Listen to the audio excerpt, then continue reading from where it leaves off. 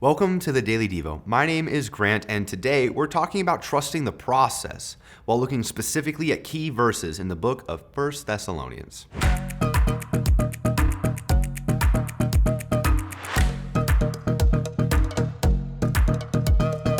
I remember being in choir when I was in high school, and every year we would take an annual choir trip, which was a ton of fun. Now, I can't really sing, but what I can do is spend time with friends and hide my voice amongst all the other baritones in the choir.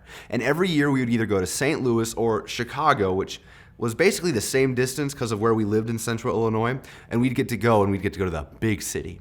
Now this year I was really excited we were going to be going to Chicago, and part of our time getting to go there was we'd go to like the Chicago Art Museum, or we would go to see like the giant bean in Chicago. And while we were there, we also went to the Willis Tower, which maybe you know as the Sears Tower.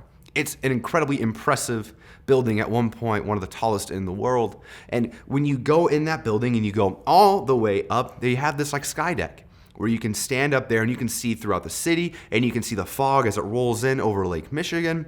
And while the elevator kind of like spits you out in the middle of the building, you quickly realize that as you walk to the edges that there are some timid people, there are some afraid people, and there are these platforms that seem to be kind of moving a little bit. It's kind of freaky. And when you get very, very close, you begin to realize that there's a chance for you to take a step of faith kind of, where there's this glass that I have to assume is pretty thick. And then there's this plexiglass box as well that when you step out into it, you are now standing over Chicago. And when you look directly down, you can see itty bitty cars moving through the streets and even tinier people. And you're like, man, this is insane and this is crazy. And there's this one platform that kind of moves a little bit, or maybe it's an optical illusion. And I remember standing there looking at it, and I thought, how on earth would I risk it?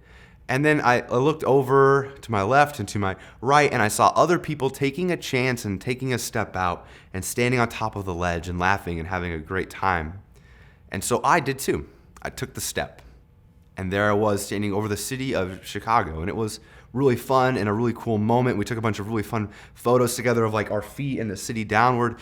And for a lot of us, at some point when it comes to our relationship with Christ, we looked to our left and to our right, and we saw people experiencing something that we had never experienced before. And they said, trust me, I'm telling you that Jesus is who he says that he is.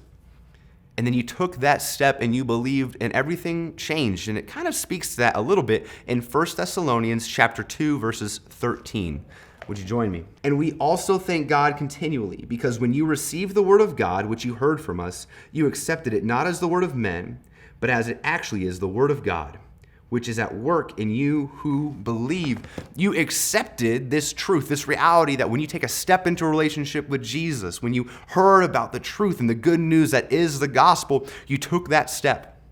And there you are, and now you're in the middle of it and in the midst of it, or maybe you're just trying to figure out if it's worth it.